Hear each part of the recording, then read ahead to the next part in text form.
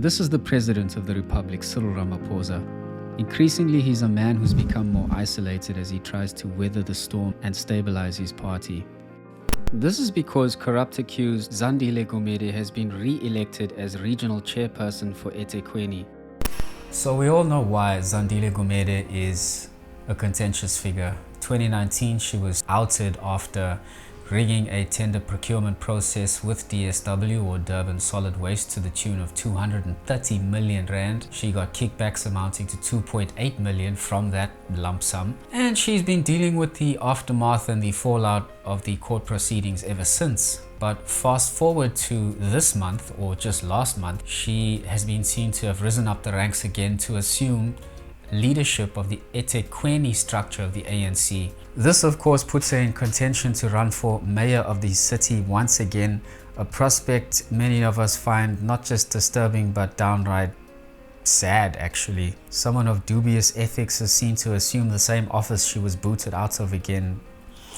Not a good look. However, added to that fact is that she's also seen to be the last strong remaining member of Jacob Zuma's so-called faction. So in this melting pot of antagonism and violence waiting to erupt, what do we have? We have Cyril Ramaphosa trying to assert his authority over a province that seemingly does not recognize him, no matter how much people within the party and outside the party try to downplay that fact. We've even got Zandile Gumede on social media making posts about trying to placate the situation, trying to find a way forward. The very fact that she's admitting to a situation should tell you something. And of course, for the media and for the eyes of the public, she was seen on ENCA saying something. I'm here as a member of KwaZulu-Natal legislature, and also I'm here as a volunteer of the African National Congress. Nothing stops me to do so. On the issue of step aside, it's simple. You get elected and you step aside, you advise where you are and things go on. It means I'm being elected, I'm the chairperson of the eThekwini region, but because the leadership has said I must step aside, I'm honoring that. I can't work against the word of the leadership. But as you can see me, I'm continuously working as a member of legislature and also as a volunteer.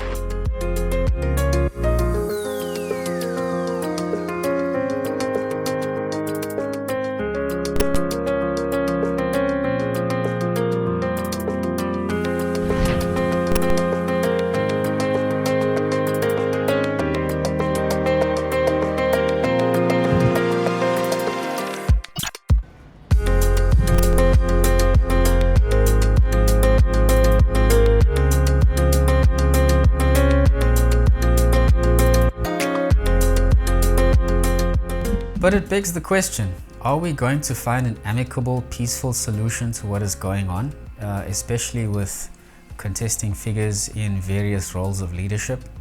Will this be the future of the party for the foreseeable future, especially with the 2024 elections right around the corner, marking 30 years since the ANC took power in 1994? All these things are coming to a head, as it seems. And yeah, factional battles have been going on in the party for quite some time, but they're not going anywhere, it seems. We've even had breakaway parties from the ANC in the form of COPE and the EFF in the last 15 years. So does this mean we're going to see more breakaways within the ANC until it just disintegrates? Is it going to hold itself together? I don't know. Are we actually going to change our political system from a party-based to a presidential or individual-based system? I know that we've recently instated the ability for individual candidates to run for office, but it doesn't seem to have much effect. It remains to be seen if independent candidates will receive enough support from the voters to form part of the new coalition after the November polls. Those who do list themselves as individual candidates, they should only hope if they're lucky enough to get one seat in parliament. When people complain about corruption, and you continue to vote in the same corrupt politicians, you mustn't complain afterwards. There's an opportunity now.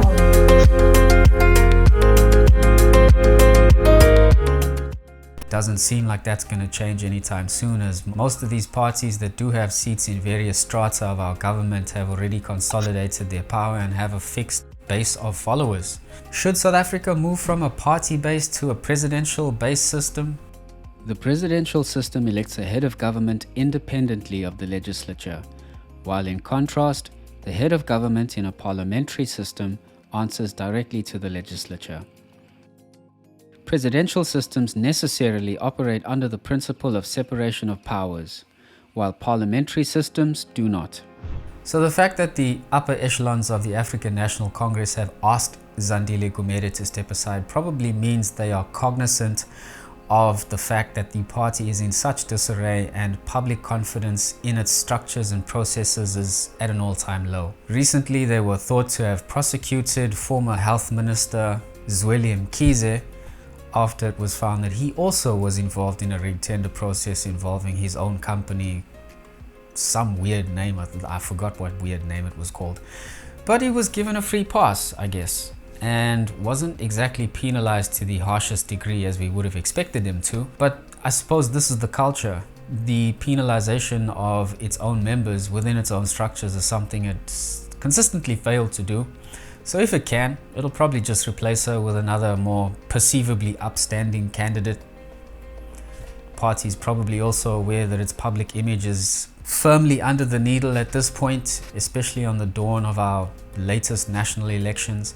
Many analysts have said these elections in 2024 will be the tipping point for the African National Congress. Again, I'm not so sure. It might hold on to its 45+% of the electorate, but time will tell. Maybe there'll be more blunders that the party will make in the foreseeable future that will ultimately lead to its downfall and public confidence to just be removed from it completely. Who knows?